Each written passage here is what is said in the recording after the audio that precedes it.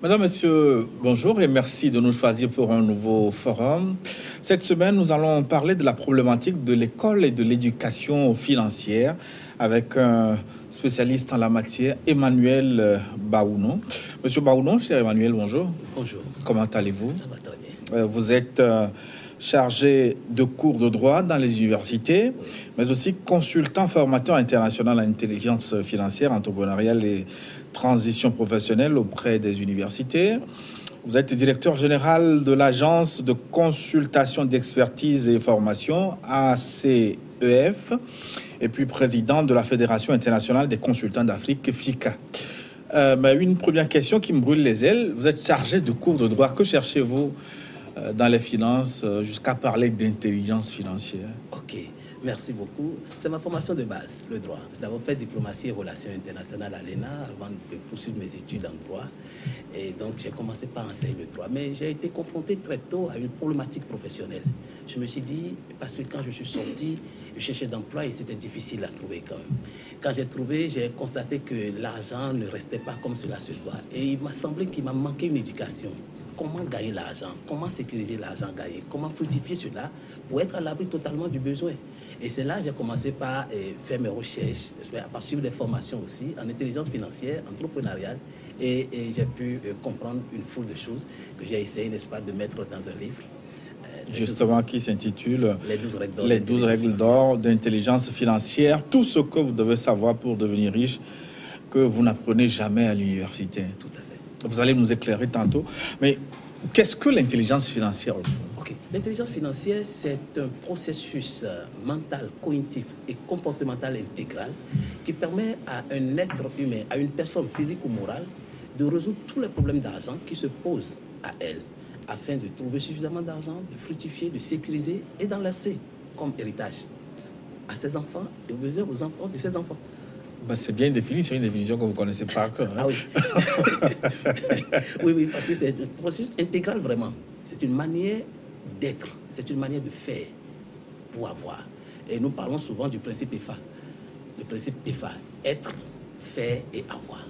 Si on veut avoir de l'argent, il y a une manière d'être, et là c'est mental, c'est cognitif. Les riches ont une manière d'être, de penser, que les pauvres n'ont pas. Donc il faut maîtriser ça d'abord et faire ce que les riches font pour avoir ce que les riches ont. Donc, l'intelligence financière n'est pas simplement une connaissance, mais d'abord une manière d'être. C'est d'abord une manière d'être. C'est d'abord une manière d'être. C'est une manière de penser. C'est d'abord dans la tête. C'est une manière de penser. Les riches ont une manière de réagir face à tous les problèmes de la vie que parfois les pauvres n'ont pas. Et lorsqu'on maîtrise, n'est-ce pas, ce processus mental, cognitif, cette manière de penser, et qu'on commence par faire ce que les riches font, on a l'argent, aisément. Comme le disait quelqu'un que c'est mathématique, hein, il existe une science pour devenir riche, oui. Et il s'agit d'une discipline exacte au même titre que l'algèbre et l'arithmétique. Oui, il y a des lois qui gouvernent le processus d'acquisition de la richesse, et lorsqu'elles sont apprises et mises en application, elles mènent toute personne à la fortune avec une certitude mathématique. Ah, c'est Wallace Wattles qui le dit. C'est vrai? Oui, c'est vraiment une science exacte. Et comme il a dit, ce qui est formidable, c'est qu'il dit c'est une science exacte au même titre que l'algèbre ou l'arithmétique. Et quand je suis tombé sur cette pensée de Wallace Wattles dans son livre La science de la richesse ou la science de l'enrichissement, je me suis dit, mais et pourquoi on ne nous a jamais enseigné cette science-là? On a appris la géographie, la philosophie, le droit, l'économie, toutes les autres sciences, mais on n'a rien appris sur cette science-là. Et aujourd'hui, très humblement, nous formons les gens et il y a des processus mathématiques vraiment, par exemple, pour gagner 3 millions chaque semaine, en tant que diplômé. Et tout le monde peut le faire dès lors que vous connaissez la méthode dont vous l'enseignez et vous pratiquez, vous avez les résultats. Et c'est là d'ailleurs nous disons que vous avez la connaissance, parce qu'il y a 3 niveaux. Il y a l'information sur la science de la richesse, il y a le savoir sur la science de la richesse, et il y a la connaissance de la science de la richesse. Nous essayons de faire une différence à ce niveau-là. Nous disons l'information, c'est les faits. Je passe sous contrôle, puisque je suis en face des journalistes. On dit les faits sont sacrés. Les commentaires sont libres. Lorsque vous êtes au courant d'une information financière d'enrichissement, nous disons que vous avez le savoir maintenant. Mais ça ne vous rend pas riche.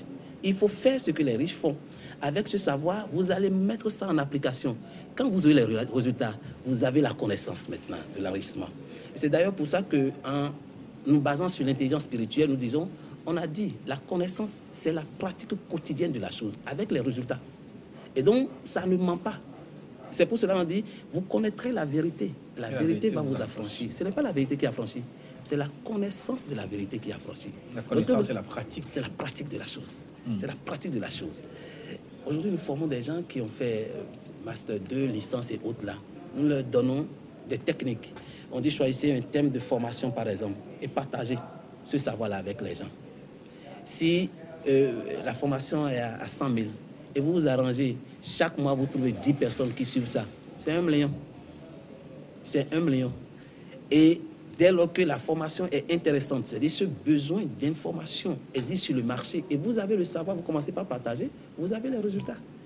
Et vous n'avez plus besoin, n'est-ce pas, d'aller travailler pour qui que ce soit avant de... J'espère que vous allez nous apprendre toute cette démarche. Mais vous estimez que cette intelligence n'est pas enseignée à l'école. Pourquoi? Pas du tout, pas du tout. Pas du tout. C'est un peu comme si c'est fait à dessein parce que je suis tombé un jour sur un livre, j'ai vu ça sur Internet, Le plus grand secret du monde. Et j'ai lu quelque part que les grandes familles réantes du monde n'ont pas voulu, par exemple, que les gens soient au courant d'un certain nombre de choses. Et c'est d'ailleurs pour cela que nous disons l'école qui nous forme fonctionne sur la base de 3 pieds décadents. Les contradictions, les incohérences et les peurs. Incohérence, je prends ça là simplement. On nous enseigne tout sauf l'essentiel. On nous enseigne tout sauf l'essentiel. Et de mon point de vue, l'essentiel déjà, c'est comment fonder un foyer et être heureux dedans. Première chose, c'est essentiel. Et là-dessus, j'aime bien l'ouvrage de Jacques Attali, qui est intitulé « Les chemins de l'essentiel ».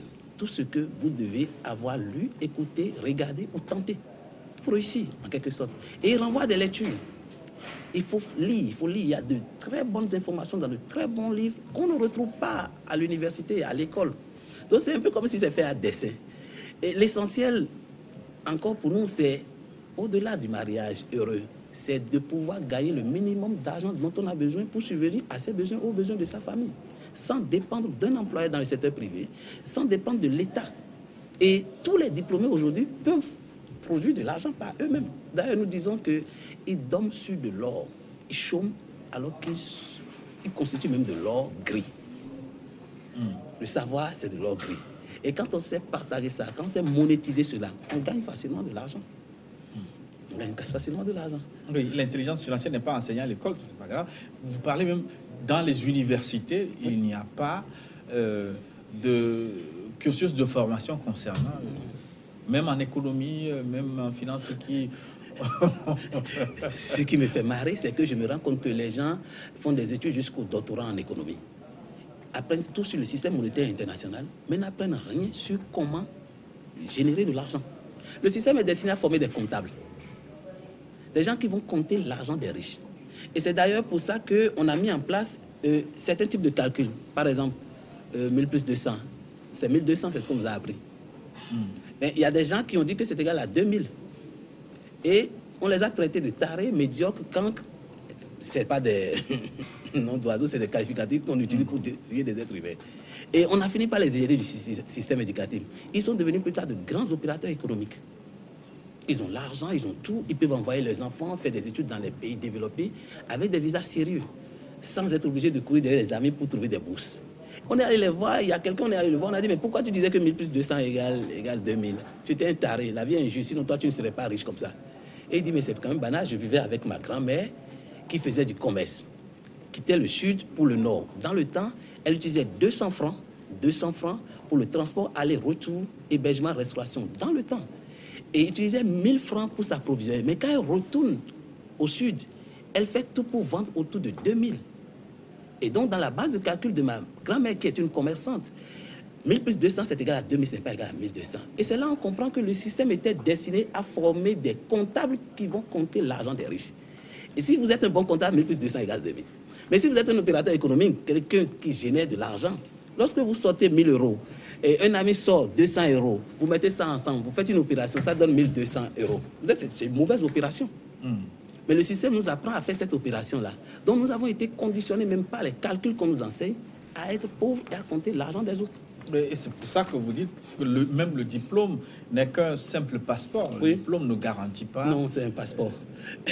Et je dis, c'est pour cela que je dis, c'est un passeport. Ça vous permet de franchir la frontière de l'école pour le pays, si vous voulez, du travail. Mais ça ne vous garantit pas ce que vous allez manger. Il faut une carte bancaire pour ça. il faut une carte bancaire. Donc vous pouvez quitter le Bénin pour la France si vous avez le passeport, mais il faut la carte bancaire pour vous loger, il faut la carte bancaire, n'est-ce pas, pour vous restaurer, ainsi de suite. Le diplôme n'est qu'un passeport, ce n'est pas une carte bancaire.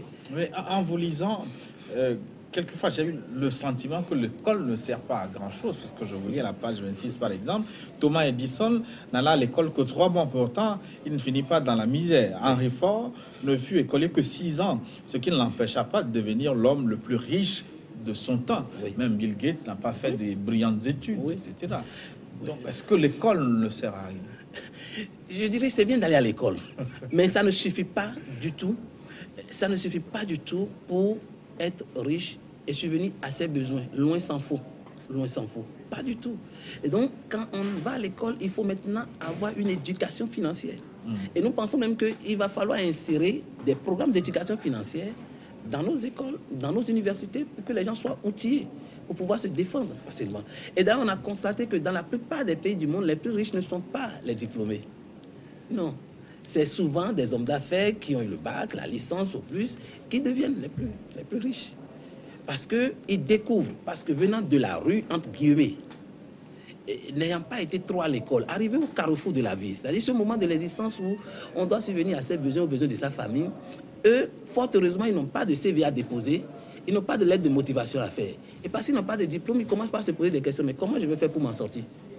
Et quand ils se posent ces questions-là, j'ai l'habitude de dire, 2 voix peuvent leur répondre. La première voix, c'est un peu comme la voix, entre guillemets, si vous voulez, de Lucifer qui dit aux créatures de Dieu, faites quelque chose qui est contraire à l'ordre établi.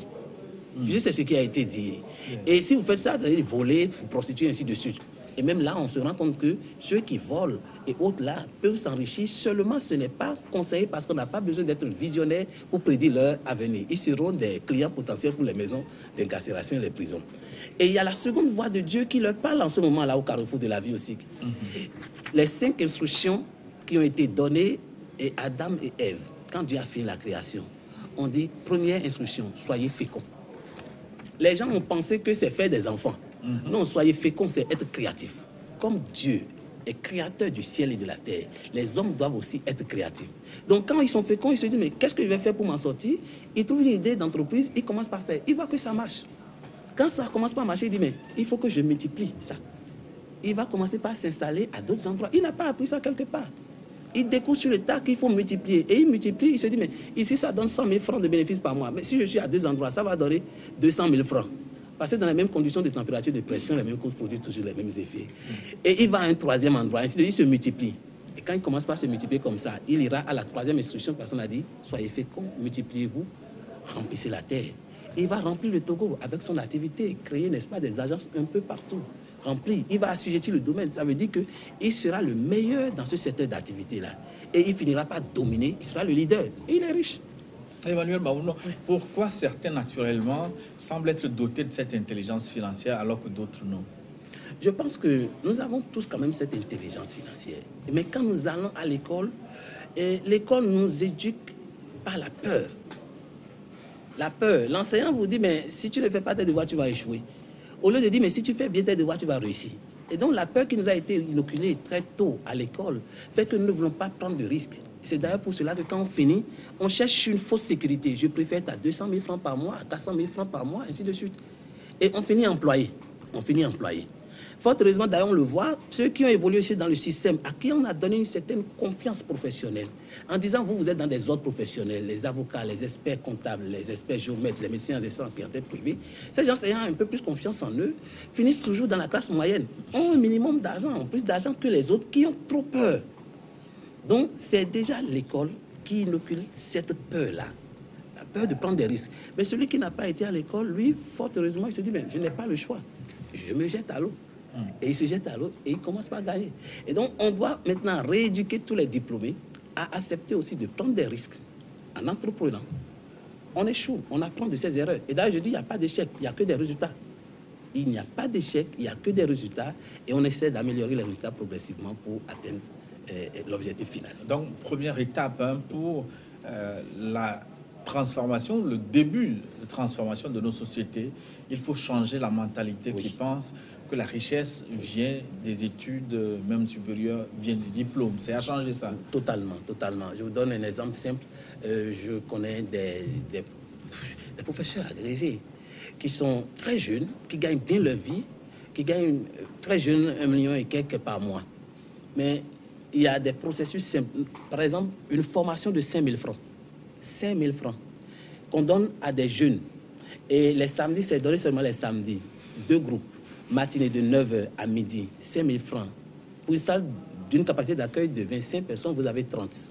On limite là. 30 fois 5 000, ça fait 150 000 francs. Le soir, 30 encore, ça fait 150. Ça fait 300 000 francs dans une journée pour un travail de 6 heures. Sur 4 semaines, vous avez 1 200 000 sans être agrégé. Et tous les diplômés peuvent faire ça. Licence, master et autres, là, ils peuvent concevoir des modules de formation pour aller là. Et c'est d'ailleurs pour cela qu'ils doivent comprendre que nous sommes dans l'ère de l'information. D'ailleurs, on dit bien, décomposer le mot, vous allez voir, est une formation. Et donc, ceux qui deviennent des formateurs s'enrichissent facilement. Les consultants formateurs, par exemple. Emmanuel, cher Emmanuel, vous êtes riche alors. Ce n'est pas bien de dire qu'on est riche. Mais j'avoue que je remercie l'Éternel, je remercie Dieu, après tout le parcours que j'ai eu. Et j'ai l'habitude de dire aux gens que quand j'ai fini l'ENA, et j'ai refusé, par exemple, alors que j'ai contacté un oncle, je voulais faire diplomatie, il a dit, ben, je vais t'envoyer à la direction du protocole d'État. Mais c'est du bénévolat. J'ai refusé et j'ai travaillé dans un télécentre. Vous voyez? Et j'étais à 27 000 et quelques. Le propriétaire me disait, mais comme toi tu as fait l'université, je vais respecter au moins le SMIC pour toi. 27 000 et quelques. Un jour, je me suis amusé à faire le calcul. J'ai divisé ça par 30 jours. C'était moins de 1 000 francs. J'ai divisé ça par 8 heures. C'était moins de 75 francs. Je dis, mais c'est quoi cette affaire-là? Tu vas étudier pour gagner 75 francs de l'heure? Ce n'est pas sérieux. J'ai poursuivi mes études avec le DEA. J'ai commencé par enseigner dans certaines universités privées. Et j'ai eu la chance. J'ai lancé une formation. Non, j'ai eu la chance. Il y a un cabinet burkinabé qui m'a appelé pour animer une formation sur le protocole. Et c'est là que j'ai découvert que dans la formation, par exemple, il y a beaucoup d'argent. Et que tous les diplômés peuvent embrasser ça. Dans le temps, on me payait 10 000 francs de l'heure. J'ai trouvé ça déjà intéressant. Et je lance une première formation. Un samedi, j'ai eu 44 personnes. C'était 10 000 francs. Ça fait 440 000 francs. Je me dis, mais qu'est-ce que je vais foutre là, dans cette université-là où on paye 5 000 francs de l'heure? C'est là que moi j'ai lancé mon cabinet.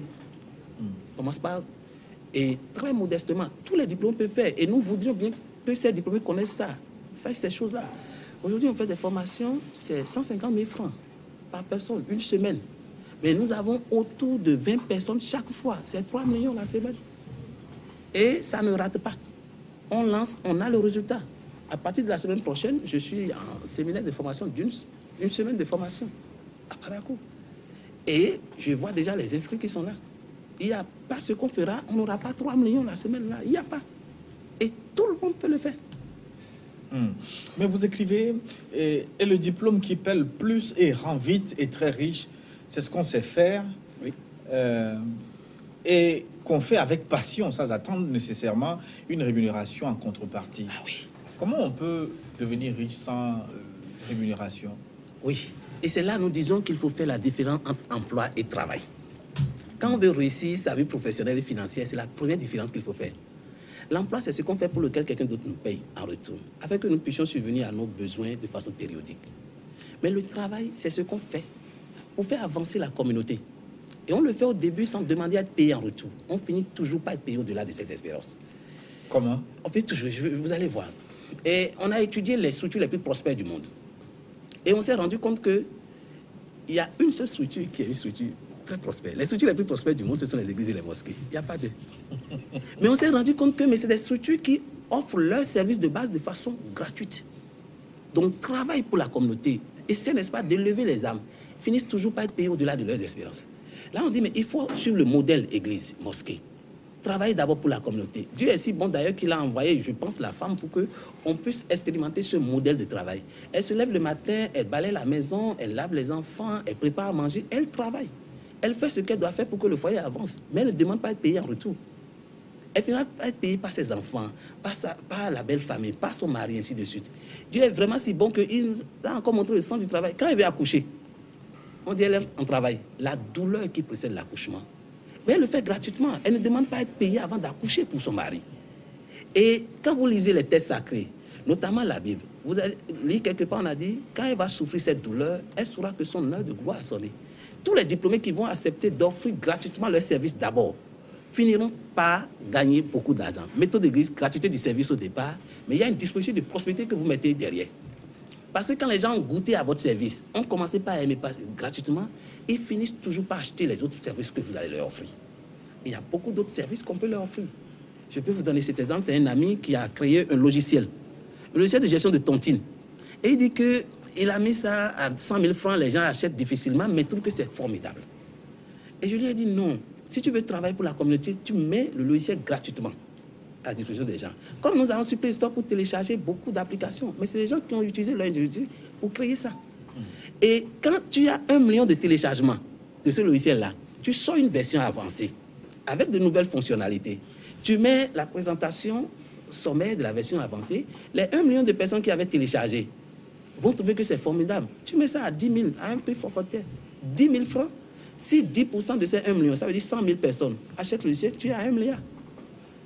Et c'est ce que les Américains ont compris. Quand ils ont étudié, ils ont compris que les églises et autres là offrent gratuitement leurs services. Et qu'on a enseigné ça, qu'est-ce qu'ils ont fait? Ils ont créé Google, qui nous offre gratuitement de l'information. Nous apprenons quand même que les fondateurs de Google sont les gens les plus riches du monde. Facebook, pareil, Facebook.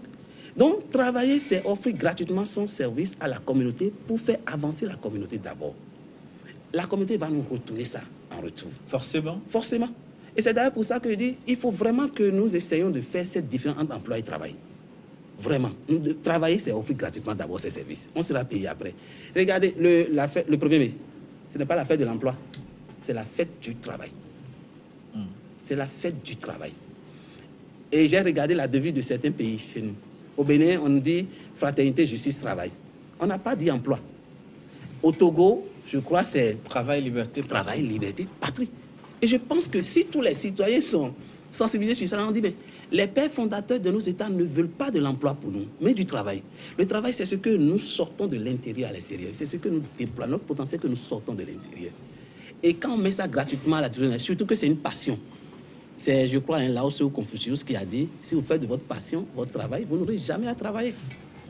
Et ça fait partie d'ailleurs des 9 stratégies pour devenir riche. Les stars du football, du cinéma, de la musique, travaillent autour de leur passion.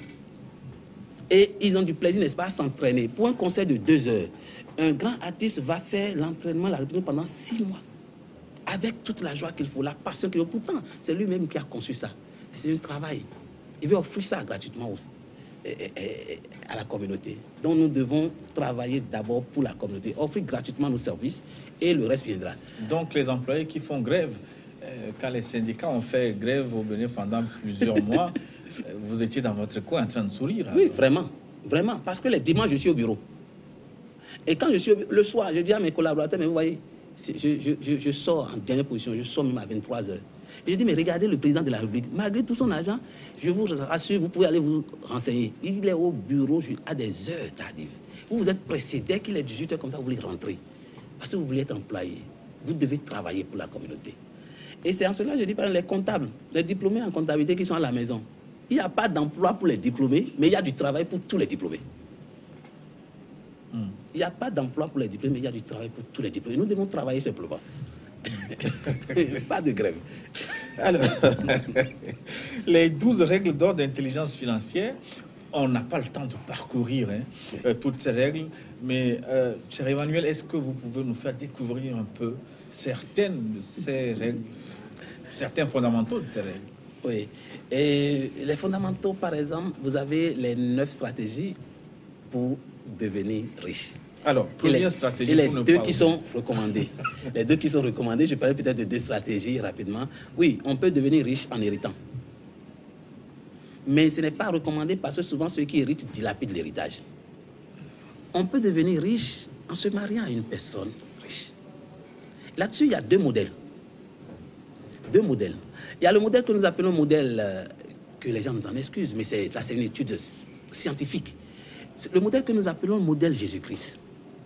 Là-dessus, nous disons, si vous voulez devenir riche, réussir votre vie professionnelle et financière, tout simplement, impacter le monde comme lui, grand leader si vous voulez, ne vous mariez pas, ne faites pas d'enfants. Ce n'est pas facile à accepter. Modèle, je ne sais pas si c'est ce modèle que l'Église catholique a voulu expérimenter en demandant au peuple de ne pas se marier, de ne pas faire d'enfants. Je ne sais pas. Mais ce que je constate, c'est que l'énergie sexuelle est l'énergie la plus puissante du monde. L'homme, avec son intelligence, a créé les avions, Internet et tout, mais il n'a pas pu créer un être humain comme nous. Or, avec cette énergie, on n'a pas besoin d'un CEP, d'un BPC, d'un bac, d'une licence pour créer un être humain. Ce que Dieu a fait qu'aucune intelligence humaine n'a pu faire. Donc, les gens estiment, les experts en spiritualité, certains experts en spiritualité, estiment que si vous domptez cette énergie, que vous ne la gaspillez pas, vous la transposez dans vos projets, vous allez réussir de façon formidable. D'ailleurs, quand vous lisez Think and Grow Rich de Napoléon Hill, vous allez voir sur les 13 étapes, il a parlé de la transmutation sexuelle. Où il dit l'énergie est là pour expérimenter deux choses, l'immortalité de l'âme et perpétuer l'espèce humaine. Malgré nous l'utilisons pour ça. Donc, modèle Jésus-Christ. Deuxième modèle, modèle Mahomet. Là, vous pouvez réussir votre vie professionnelle et financière, pour ne pas dire être riche, en épousant une personne qui doit remplir quand même certains critères. La personne doit être plus âgée que vous. C'est le signe de la maturité. Oui, la veuve Khadija était plus âgée que le prophète, qui est un homme très honnête, était plus âgé que lui de près de 15 ans. C'est le signe de la maturité. Deuxième, c'est le modèle Macron aussi. Vous allez voir. Donc, deuxième modèle, et je dis deuxième modèle, deuxième critère, la personne doit avoir plus de moyens que vous. Parce qu'un homme, une mission des moyens. Vous n'allez pas pour gruger la personne, non. Vous allez pour utiliser les moyens, impacter le monde et élever aussi le nom de la personne. Donc, vous êtes un homme honnête. Et d'ailleurs, là-dessus, je dis, pas de malhonnêteté si vous tombez là-dessus. Et troisième critère, c'est que la personne doit avoir un peu le cœur en détresse. C'est une veuve. Et tout ce qu'elle veut, c'est une personne honnête qui vient combler un vide. Donc, on ne va pas là-bas pour gruger la personne. Là-dessus, il y a cette histoire d'une jeune américaine de 26 ans qui a envoyé une lettre à un cabinet de conseil en investissement pour leur dire qu'elle est jeune, belle, élégante, elle fréquente des gymnases où elle rencontre des hommes qui gagnent beaucoup d'argent. Non, elle rencontre des femmes qui sortent avec des hommes qui gagnent 500 000 $ et qu'elle souhaiterait que le cabinet conseil en investissement l'accompagne pour qu'elle puisse tomber sur un homme qui gagne beaucoup d'argent comme ça, parce qu'elle veut être riche et vivre à New York. Et quelques semaines plus tard, un banquier d'affaires d'investissement l'a contacté et lui a dit « J'ai pris connaissance de votre demande parce que je travaille avec le cabinet et nous sommes en affaires, il faut aller vite. Et moi, je gagne déjà les 500 000 $ que vous cherchez, ou l'équivalent de 250 millions de francs CFA. Et j'ai procédé à une analyse financière de votre offre sentimentale. Et je me suis rendu compte que dans la balance, vous mettez d'un côté votre beauté, je ne parle pas de votre amour, et de l'autre côté, vous avez de l'argent. Moi, j'ai l'argent et je veux la beauté aussi. Mais en procédant à l'analyse financière de l'offre sentimentale, je me rends compte que dans 5 ans, 10 ans, 20 ans, votre beauté va recevoir un coup. Mais moi, ma capacité à gagner de l'argent va toujours augmenter. Par conséquent, si je vous prends en option achat, c'est-à-dire je vous épouse, mariage, et dans 15 ans, 10 ans, 15 ans, 20 ans, je vais me rendre compte que ce n'est pas rentable pour moi. Donc, je vous fais une contre-proposition. Je vous prends en option location. Voilà. On s'entend et puis on passe du temps ensemble et je paye. Quand je vais constater que vous commencez par avoir des rides, et j'arrête et je cherche quelqu'un d'autre. Moralité de l'histoire, on ne va pas épouser une personne qui a plus de moyens, n'est-ce pas, pour gruger la personne. Et mélange des deux gens, vous l'avez dit, mélange des deux gens, il s'appelle Emmanuel comme Jésus-Christ et à défaut de s'appeler peut-être Mahomet, Dieu l'a fait nommer Macron, Emmanuel Macron. Il s'appelle aussi Baou, non? Non, pas encore.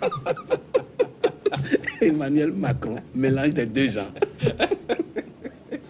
Mélange des deux gens. Vous avez parlé aussi d'investissement.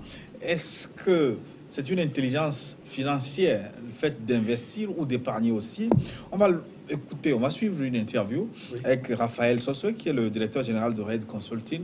L'écoutez et nous revenons à notre discussion dans un instant. Okay. Raphaël Sossoé, bonjour. Bonjour, monsieur le journaliste. Vous êtes le directeur général de Red Consulting, Red qui est le réseau des entrepreneurs et de développement. Merci. Pour devenir riche, ce n'est pas simple d'épargner.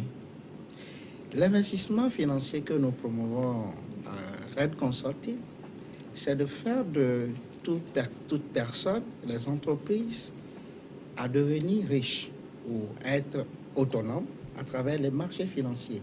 Les marchés financiers offrent aujourd'hui un moyen et le meilleur moyen d'investissement financier. Nous avons le Forex, nous avons la bourse régionale des valeurs mobilières, nous avons le marché des indices. Et sur d'autres cieux, ce sont des moyens privilégiés d'investissement pour les entreprises. Mais il est important que l'Afrique aujourd'hui et notre pays, le Togo, puissent aussi saisir de ces opportunités. Et c'est le travail que le cabinet Red Consulting fait aujourd'hui, à travers ma personne, à parler du marché financier, à informer la population sur les risques, également les avantages qu'on peut avoir en investissant sur le marché financier, qui est mieux que l'épargne dans une banque. Et donc, quand on parle d'investissement en gros, c'est seulement sur les marchés financiers ou c'est le meilleur investissement selon vous? C'est le meilleur investissement par excellence. Le marché financier, c'est le premier marché financier, le premier moyen d'investissement le plus privilégié. Sinon, nous avons d'autres moyens d'investissement. Nous avons l'immobilier, nous avons le secteur de l'informatique aujourd'hui qui est... Nous sommes à l'ère de l'informatique. Et donc, ça constitue également un moyen d'enrichissement, un moyen d'investissement important. Et quand on parle de marché financier, au fond, à quoi on fait allusion, vous, en tant que consultant et trader même à la Bourse régionale des valeurs mobilières? Pour le profane, le marché financier est compliqué à expliquer, mais nous avons aujourd'hui les marchés traditionnels. Quand nous parlons d'Assigame, nous parlons du marché traditionnel. Le marché financier également fonctionne de cette même manière. Dans un marché financier, on retrouve des acteurs comme le vendeur, les acheteurs, les négociateurs et l'autorité qui contrôle le marché. Dans un marché financier également, nous avons ces acteurs. Nous avons les sociétés qui viennent vendre leurs actions, les obligations des États. Nous avons les indices des groupes d'entreprises et nous avons également les produits à vendre qui sont ces obligations et autres. Nous avons les acheteurs qui sont les traders, le simple investisseur, qui sont également des institutions qui viennent négocier sur ce marché. Mais outre ces acteurs, nous avons les négociateurs simples, ce sont les traders. Ils viennent négocier pour le compte d'une entreprise, ils viennent négocier pour le compte d'une personne ou d'un simple investisseur. Mais ils se font également de l'argent parce qu'on leur perd des commissions.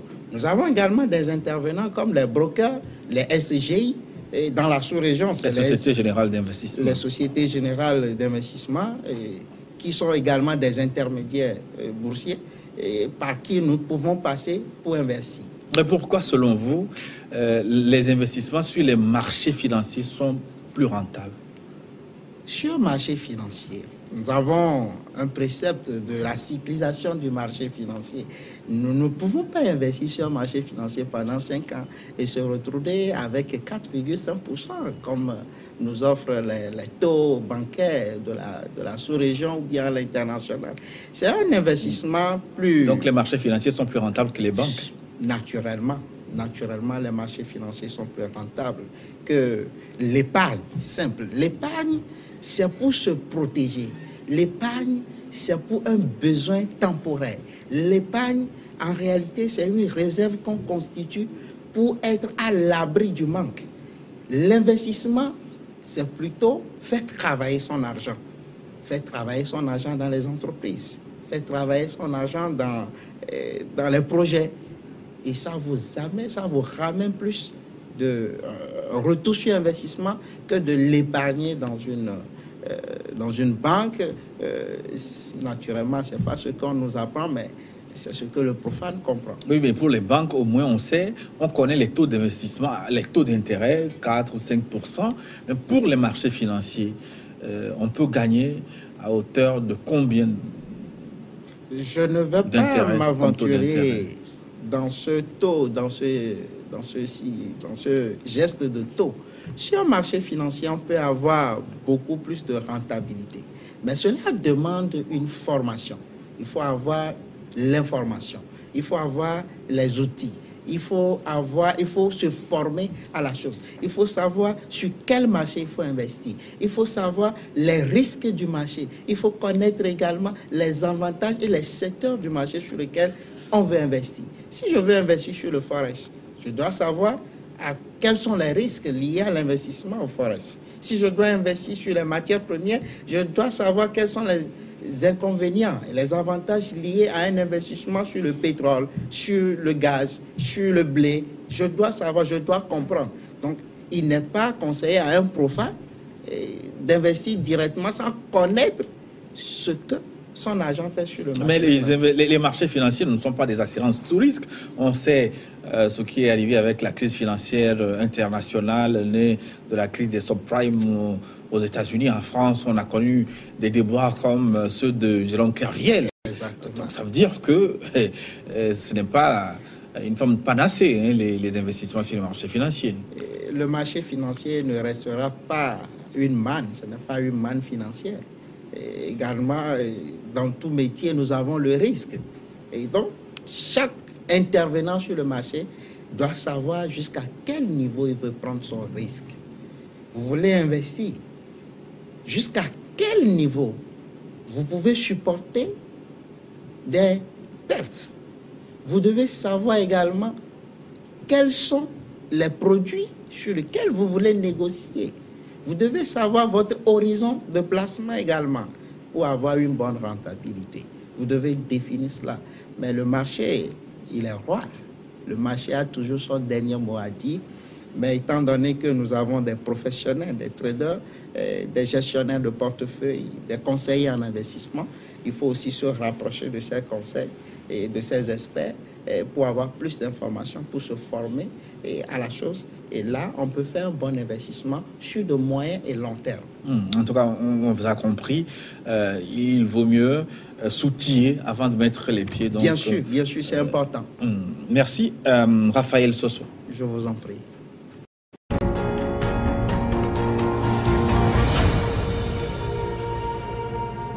Monsieur Baouno, Emmanuel, vous avez suivi avec beaucoup d'intérêt d'ailleurs Raphaël Sossoé. Et ce qu'on ne vous a pas dit à l'école ou à l'université sur l'épargne, le principe du grenier de la vie, c'est quoi?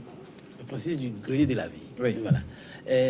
C'est le principe qui consiste à mettre chaque fois, à se payer en premier.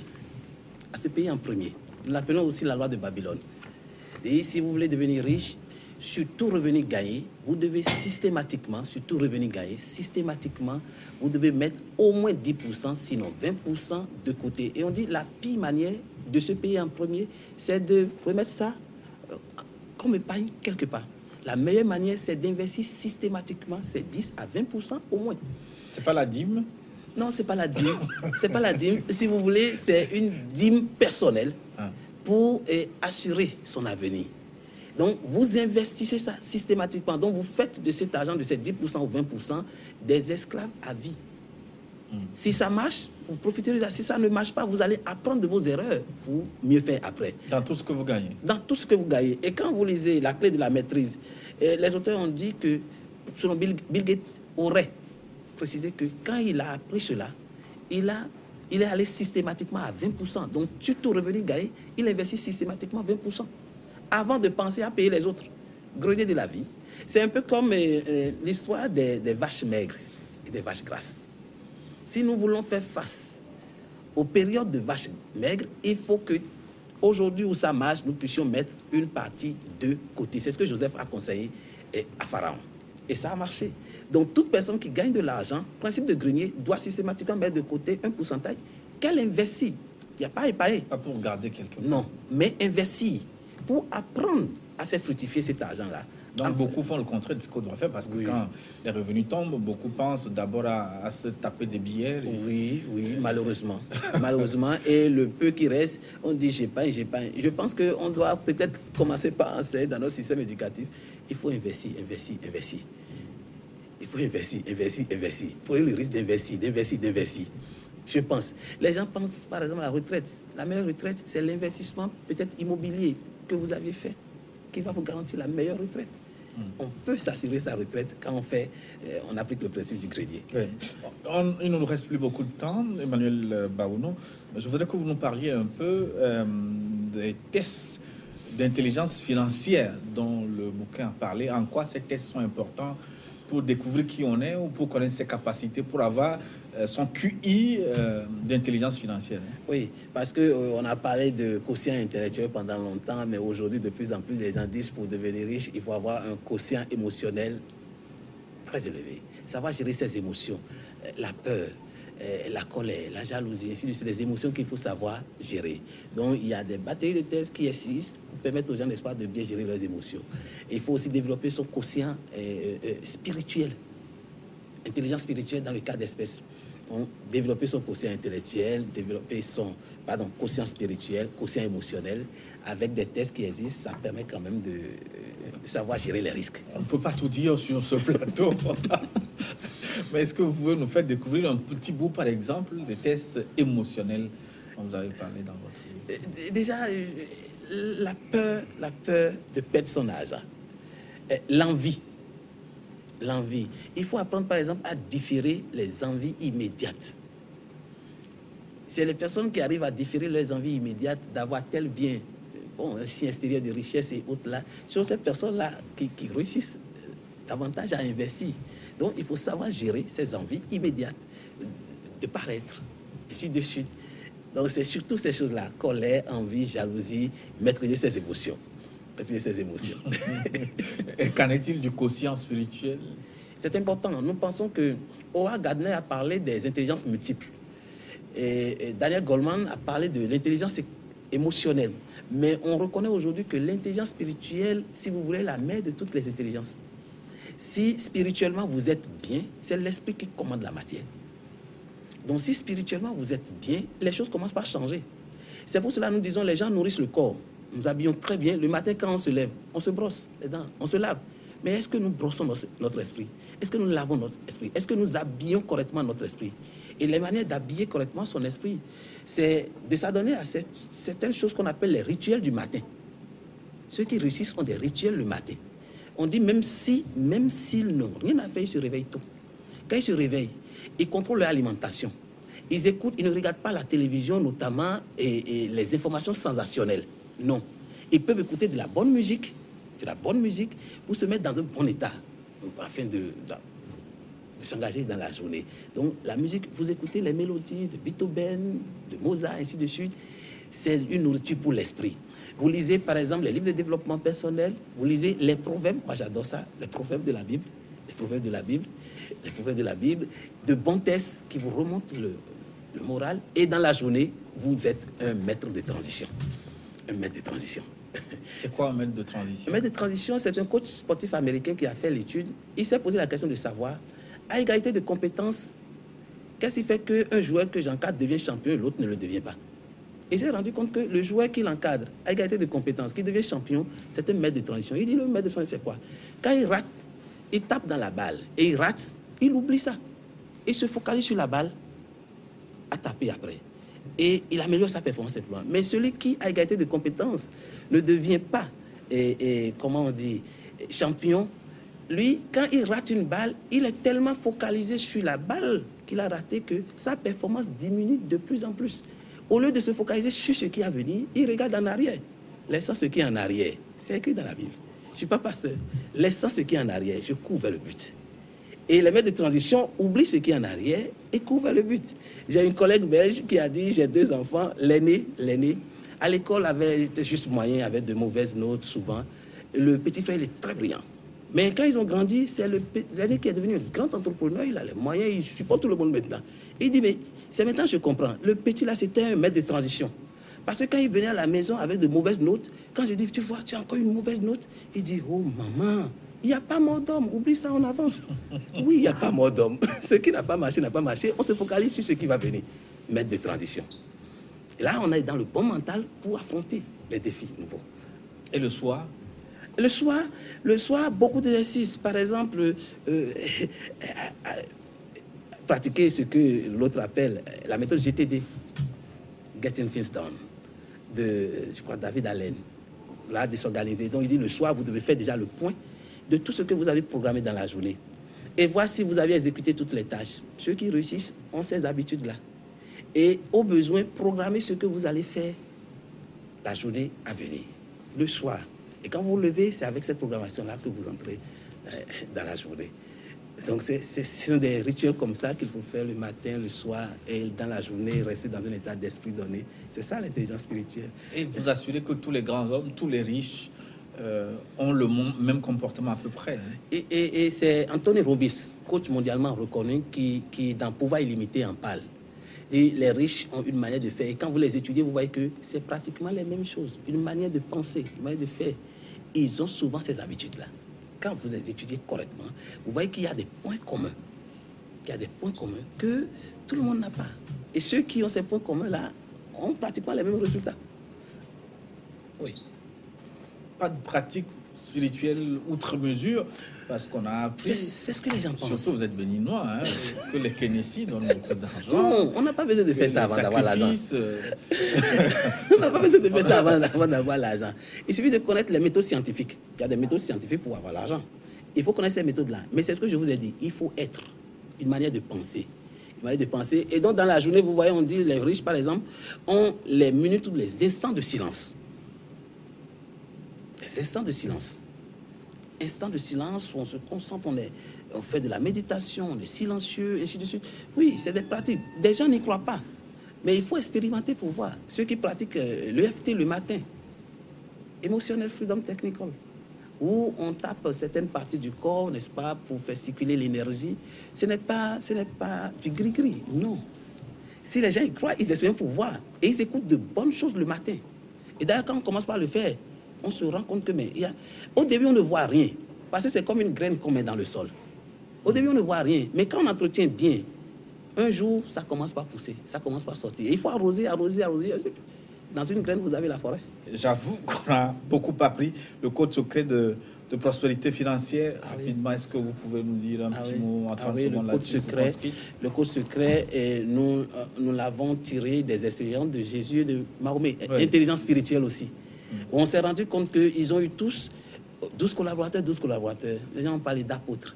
À 12 ans, ils ont tous posé des actes mémorables. Et les 12 collaborateurs, pour nous autres, en intelligence spirituelle, c'est une préfiguration des 12 tribus d'Israël, des 12 enfants de Jacob, des 12 mois d'une année, des 2-12 d'une journée, de 0 à midi et de midi à 24 heures, c'est toujours 12. Toute activité que vous menez, lorsque vous menez l'activité sur 12 points de vente, 12 points, vous allez voir ce que ça donne. Toujours. Ça marche toujours. Vous commencez une activité, vous vous arrangez, n'est-ce pas, pour implanter ça à 12 endroits différents. Vous allez voir, les résultats sont formidables. C'est déjà un peu ça le code. Mais on entre dedans pour dire, mais comment est-ce qu'on construit son triangle de réussite professionnelle et financière à partir des 12 là. Et il y a une mission. La première partie là-bas, c'est la mission. La deuxième partie, c'est l'équipe de 12 en question.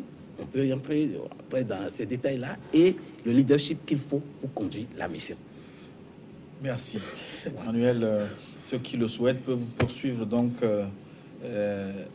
la réflexion autour des règles d'or d'intelligence financière, les 12 règles d'or d'intelligence financière, tout ce que vous devez savoir pour devenir riche et que vous n'apprenez pas, vous n'apprenez jamais à l'université de notre cher Emmanuel Baounou. Oui. Merci d'être passé chez nous. C'est moi qui vous remercie. Et c'est la fin donc de notre forum. Merci de votre aimable attention. Dans un instant, une nouvelle édition du journal.